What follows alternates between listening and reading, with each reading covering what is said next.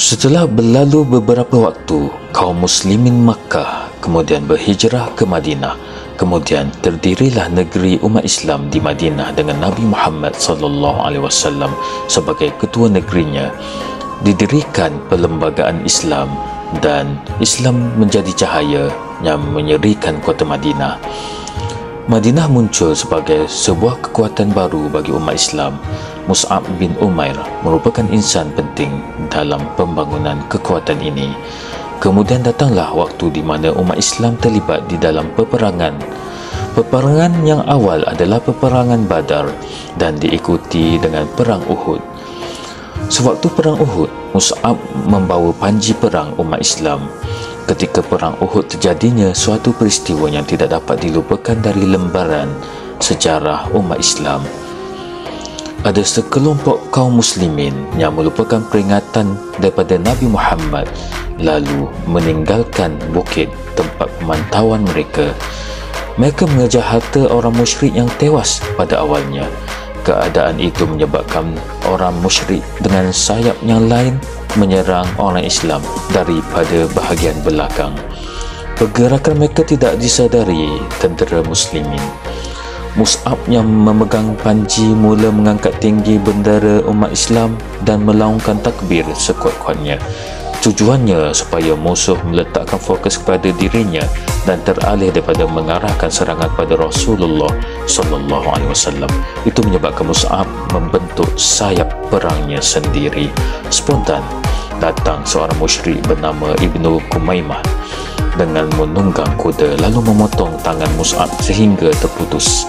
Mus'ab mengucapkan ayat Al-Quran yang berbunyi, Muhammad itu tidak lain hanyalah seorang Rasul, telah datang sebelumnya Rasul-Rasul lain.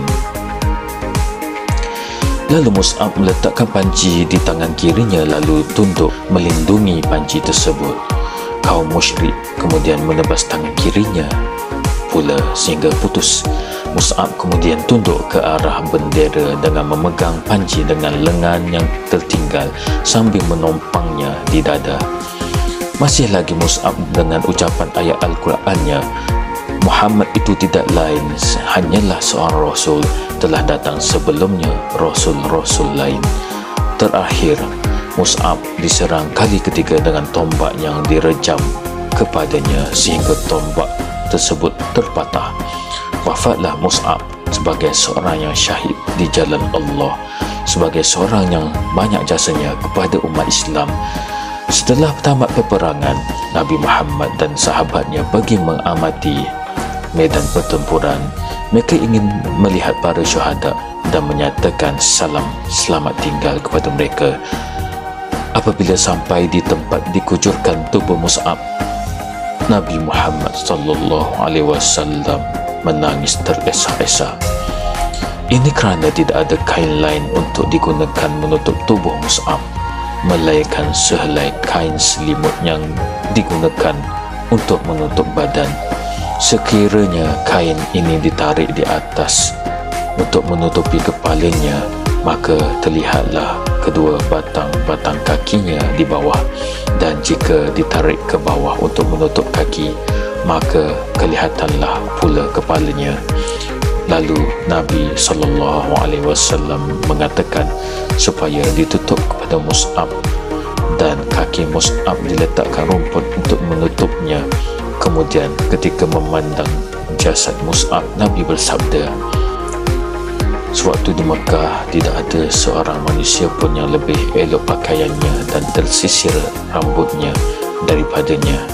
Namun sekarang ini rambutnya tidak kemas dan hanya ditutupi sehelai kain burdah. Setelah itu Nabi melihat seluruh jasad syuhada dan mengatakan, sesungguhnya akhirat nanti Rasulullah SAW akan menjadi saksi bahawa kamu semua adalah syuhada. Wahai para manusia, zarahilah mereka dan berilah salam kepada mereka. Demi dia yang jiwaku di tangannya, mereka akan menjawab salam-salam itu sehingga hari kiamat. Demikianlah kehidupan seorang sahabat yang banyak jasanya kepada Islam. Ayuhlah para pembaca sekalian, ayuhlah para pendengar sekalian, kita contohi Mus'ab untuk memberikan yang terbaik kepada Allah dan Rasulnya.